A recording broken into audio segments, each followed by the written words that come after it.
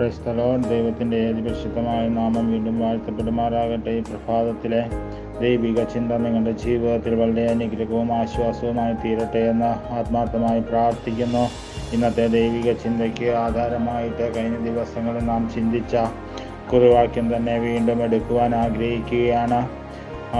നാം എടുത്ത വാക്യം ഇതായിരുന്നു. 25-ാം സങ്കീർത്തനം 12-ാം വാക്യം. യഹോവഭക്തനായ പുരുഷനാർ അവൻ തിരഞ്ഞെടുക്കേണ്ടെന്ന വഴി താൻ അവന് കാണിച്ചു കൊടുക്കും. അവൻ സുഖത്തോടെ വസിക്കും. അവൻ്റെ സന്തതി ദേശത്തെ അവകാശമാക്കും. ഇന്നലെ നാം ചിന്തിച്ച് അവസാനിപ്പിച്ചത് ഈ പ്രകാരമായിരുന്നു. ദൈവിക വഴിയിൽ നടക്കുന്ന ഒരു ദൈവഭക്തന്, ദൈവിക വഴിയിലൂടെ കടന്നു പോകുന്ന ഒരു ദൈവഭക്തയ്ക്ക് ഹല്ലേലൂയ, പ്രതികൂലങ്ങളും പ്രതിസന്ധികളും വേദനകളും നിന്ദകളും പരിഹാസങ്ങളും ഒക്കെയും അവരുടെ ജീവിതത്തിൽ കടന്നു വരുമെങ്കിലും ഹല്ലേലൂയ, അതിൻ്റെയൊക്കെയും അവസാനം ദൈവം നമ്മെ മാനിക്കുന്ന ഒരു ദിവസം, ദൈവം നമുക്ക് നഷ്ടപ്പെട്ടതിനെ മടക്കി തരുന്ന ഒരു ദിവസം ഉണ്ടാകുമെന്നുള്ള ചിന്തയോടുകൂടിയാണ് കഴിഞ്ഞ ദിവസം നാം ഈ ഭാഗം അവസാനിപ്പിക്കുവാനിടയായിത്തീർന്നത്.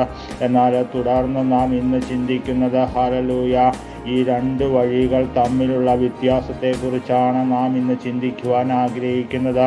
ദൈവത്തിൻ്റെ വഴിയിലൂടെ, ദൈവം നടത്തുന്ന വഴിയിലൂടെ കടന്നു പോകുന്ന ഒരേ ദൈവഭക്തന് കഷ്ടതയും പ്രയാസങ്ങളും അവൻ്റെ ജീവിതത്തിലുണ്ട്.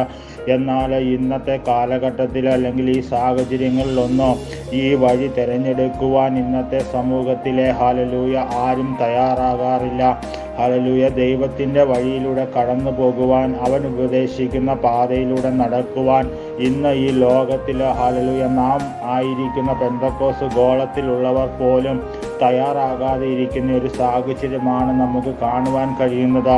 അതിനുള്ള കാരണമായി ഞാൻ കാണുന്നത് ഹല്ലേലൂയ, ദൈവത്തിൻ്റെ വഴിയിലൂടെ നടക്കുമ്പോൾ, ദൈവം പറയുന്ന പാതയിലൂടെ കടന്നു പോകുമ്പോൾ ഹല്ലേലൂയ നമ്മുടെ ജീവിതത്തിൽ കഷ്ടങ്ങളും പ്രയാസങ്ങളും പട്ടിണികളും ഹല്ലേലൂയ വേദനകളും നിന്ദകളൊക്കെയും ഈ വഴിയിലൂടെ നാം കടന്നു പോകുമ്പോൾ നമ്മുടെ ജീവിതത്തിൽ കടന്നു വരാം. ഒരു പക്ഷേ നമുക്ക് പലതും നഷ്ടപ്പെട്ടു എന്ന് വരാം.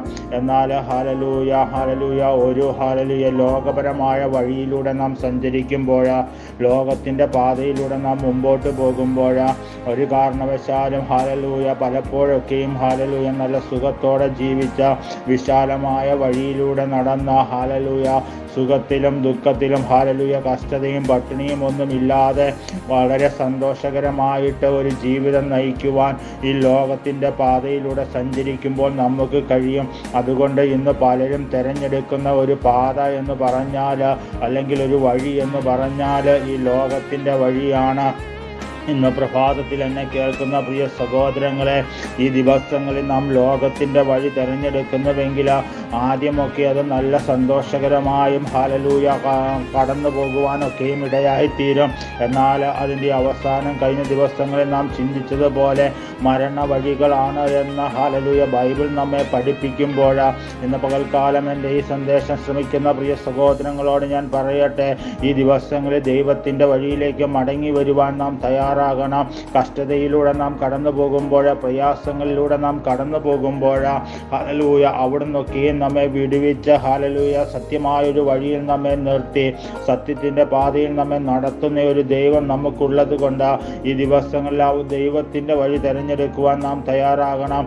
നമുക്ക് അറിയാം ഹല്ലേലൂയ, സുവിശേഷങ്ങളിൽ നാം വായിക്കുന്നുണ്ട്, മുടിയനായ പുത്രൻ്റെ കഥ നമുക്ക് വളരെ ഹല്ലേലൂയ സുപരിചിതമാണ് എന്ന് നമുക്ക് അറിയുവാൻ കഴിയുന്നു. ഹല്ലേലൂയ അവൻ ഈ ലോകപരമായ വഴിയിലൂടെ സഞ്ചരിക്കുവാൻ തയ്യാറായപ്പോൾ, ഹല്ലേലൂയ അവൻ ഈ ലോകത്തിൻ്റെ മോഹങ്ങളിലൂടെ മുമ്പോട്ട് പോകുവാൻ തയ്യാറായപ്പോൾ അവൻ്റെ കൂടെ അനേക സുഹൃത്തുക്കൾ ഉണ്ടായിരുന്നു, അവൻ്റെ കൂടെ അനേക ആളുകൾ ഉണ്ടായിരുന്നു. അവന് അനേക സമ്പാദ്യങ്ങളൊക്കെയും ആ ഭവനത്തിൽ നിന്ന് കൊടുത്ത് പിതാവ് പറഞ്ഞയക്കുമ്പോൾ അവനോടൊപ്പം അനേക ആളുകൾ അവൻ്റെ മുമ്പിലുണ്ടായിരുന്നു. കാരണം സന്തോഷകരമായ ഒരു പാതയിലൂടെയാണ്, ഈ ലോകത്തിൻ്റെ പാതയിലൂടെയാണ് അവൻ സഞ്ചരിച്ചത്.